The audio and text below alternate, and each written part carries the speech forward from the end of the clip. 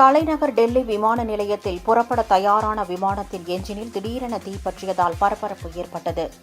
டெல்லி சர்வதேச விமான நிலையத்திலிருந்து சுவிட்சர்லாந்து நாட்டின் சூரிச் நகருக்கு சுவிஸ் ஏர்வேஸ் நிறுவனத்திற்கு சொந்தமான LX-147 என்ற ஏர்பஸ் விமானம் புறப்பட தயாராக இருந்தது. A330 ரகத்தைச் சேர்ந்த இந்த விமானத்தில் 228 பயணிகள், 4 பச்சிளம் குழந்தைகள் என மொத்தம் 232 பேர் இருந்தனர்.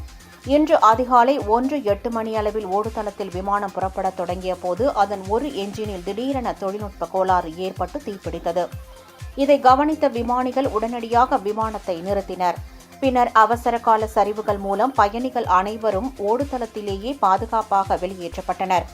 அப்போது காயமடைந்த 6 பயணிகள் உடனடியாக மீட்கப்பட்டு மருத்துவமனையில் அனுமதிக்கப்பட்டனர். அவசரகால சரிவுகளை பயன்படுத்த முடியாத சில பயணிகளுக்கு படிக்கட்டுகள் மூலம் உதவி வழங்கப்பட்டது. இதுகுறித்து சுவிஸ் ஏர்வேஸ் நிறுவனம் வெளியிட்டுள்ள அறிக்கையில், இன்ஜினில் ஏற்பட்ட பிரச்சினை காரணமாக பாதுகாப்பு கருதி பயணிகள் வெளியேற்றப்பட்டதாகவும், விமான ஊழியர்களுக்கு எந்த பாதிப்பும் ஏற்படவில்லை என்றும் தெரிவித்துள்ளது.